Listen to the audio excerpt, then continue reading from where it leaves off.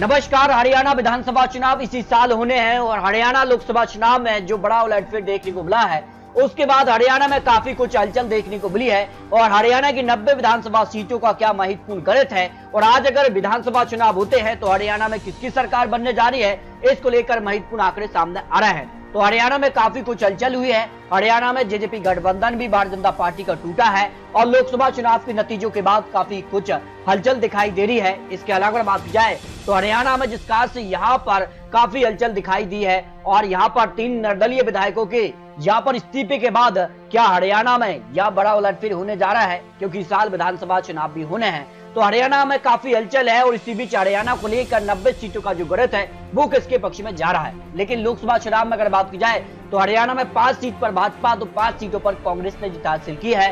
2019 पर सभी सीटों पर भारतीय जनता पार्टी ने जीत हासिल की थी, लेकिन इस बार सीधे तौर पर 5 सीटों का नुकसान हरियाणा में देखने को मिला है और इसके कई कारण सामने आ रहे हैं। आखिर 5 सीटों का नुकसान क्यों हुआ है और ये नुकसान कितना असर डालेगा आने वाले विधानसभा चुनाव के लिए, क्योंकि अगर बात की जाए तो हरियाणा में Bharatiya Janata party plus JJP गठबंधन टूटा है और उसके बाद अगर बात की जाए तो काफी हलचल रही है। 3 निर्दलीय विधायकों ने भी इस्तीफा दिया है। उसके बाद सरकार क्या अल्पत्व में है, ये भी सवाल पूछे जा रहे हैं। इसके अलावा अगर बात की जाए तो मनोहर लाल खट्टर यहाँ पर पूर्व मुख्यमंत्री है, लेकिन उन्होंने चुनाव जीता और उन्हें अब कैबिनेट मंत्री बना दिया गया है। तो कितना damage control Bharatiya Janata party कर पाएगी, क्योंकि हरियाणा में या किसी को पूर्ण बहुमत 2019 में नहीं मिला था और यहाँ पर जेजेपी गठबंधन से भारतीय जनता पार्टी ने यह सरकार बना ली थी और भारतीय जनता पार्टी प्लस यहाँ पर निर्दलीय के गठबंधन से अभी भी सरकार है, लेकिन कांग्रेस को 31 सीट है और भारतीय जनता पार्टी को यहाँ पर 40 सीट है। 10 सीटों पर जननायक पार्टी ने जीत हासिल की थी, समर्थन था, लेकिन अब समर्थन वापस हो चुका है। नेशनल दल ने यहाँ पर 1 सीट और 8 सीट निर्दलीय ने यहाँ पर हासिल की थी। तो हरियाणा का क्या गणित है और हरियाणा का कितना असर पड़ेगा, और लोकसभा चुनाव के बाद विधानसभा चुनाव की तैयारी भी शुरू हो चुकी है और जिन राज्यों में भारतीय जनता पार्टी की सीटें लोकसभा में घटी हैं और जिन राज्यों में विधानसभा चुनाव होने हैं उससे काफी फोकस किया जा रहा है। हरियाणा में किसकी सरकार है और जनता इस बार हरियाणा में किसकी पूर्ण बहुमत सरकार बनाने जा रही है। तो हरियाणा को लेकर जो ओपिनियन पोल है उसमें अगली सरकार किसकी बन सकती है, 90 सीटों का जो विश्लेषण है, जो अनुमान है, उसमें पंचकुला की 2 सीटों में दोनों सीटों पर कांग्रेस का पलड़ा भारी नजर आ रहा है।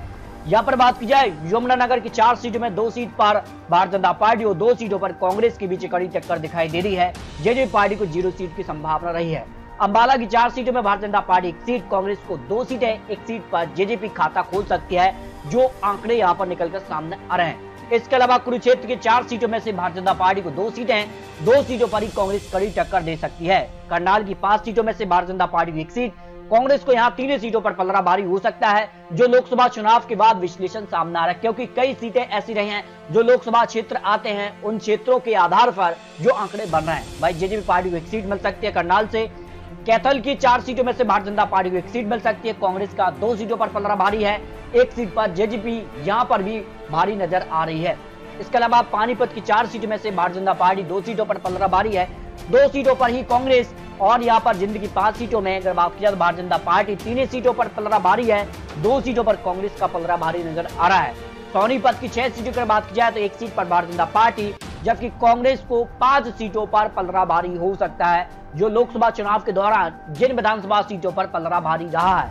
इसके अलावा बात की जाए फतेहाबाद की 3 सीटों में से भारतीय जनता पार्टी को 2 सीटों पर पलड़ा भारी, 1 सीट पर कांग्रेस यहाँ पर जीत हासिल कर सकती है। सिरसा की 5 सीटों में से भारतीय जनता पार्टी को यहाँ पर 0 सीट, जबकि कांग्रेस को यहाँ पर 3 सीटें, 1 सीट जेजेपी पार्टी और 1 सीट अन्य के पक्ष में जाने की संभावना दिखाई दे रही है। हिसार की 7 सीटों में से भारतीय जनता पार्टी को 4 सीटों पर पलड़ा भारी है, जबकि कांग्रेस को यहाँ 3 सीटें मिल सकती हैं। जेजेपी पार्टी गठबंधन के पक्ष में 0 सीट की संभावना यहाँ दिखाई दे रही है। इसके अलावा बात की जाए भिवानी की 1 सीट पर सीधे तौर पर कांग्रेस का पलड़ा भारी हो सकता है।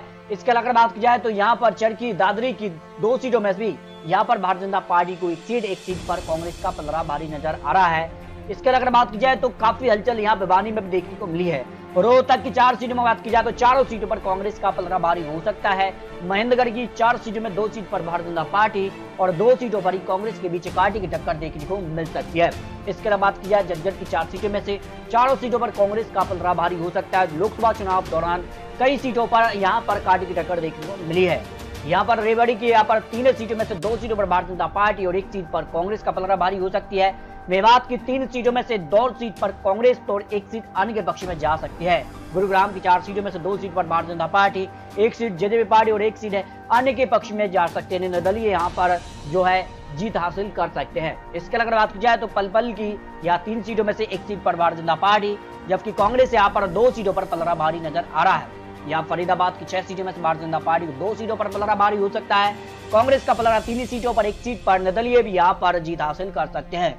मेवात की 3 सीटों में से 2 सीट पर कांग्रेस तो 1 सीट अन्य के पक्ष में जाने की संभावना दिखाई दे रही है, जो हरियाणा को लेकर 90 सीटों का विश्लेषण सामने आ रहा है। इस तरह से अगर बात की जाए तो 90 सीटों का जो आंकड़ा बन रहा है, 90 सीटों में से भारतीय जनता पार्टी को करीब 30 सीटों के आसपास दिखाई दे रही है। वही कांग्रेस को करीब 51 सीटें, अन्य के पक्ष में 5 सीटें और यहाँ पर जेजेपी पार्टी को 5 सीट, अन्य के पक्ष में 4 सीटों का अनुमान सामने आ रहा है। इस तरह से हरियाणा को लेकर अगर अनुमान है, जिस हिसाब से लोकसभा चुनाव के नतीजे में रहे हैं, 2019 में भी किसी भी पार्टी को पूर्ण बहुमत सरकार नहीं मिली थी, लेकिन जिस प्रकार से किसान आंदोलन रहे हैं, जो मुद्दे रहे हैं हरियाणा को लेकर और जिस प्रकार की हलचल अब हरियाणा में देखने को मिली है, उस हिसाब से अगर आज विधानसभा चुनाव हो जाते हैं, जो लोकसभा चुनाव के दौरान आंकड़े बढ़े हैं, उस लिहाज से फिर कांग्रेस सरकार बना सकती है हरियाणा को लेकर जो आंकड़े सामने आ रहे हैं। अब आम आदमी पार्टी भी यहाँ पर दावा करी कि वो भी सभी सीटों पर चुनाव लड़ेगी।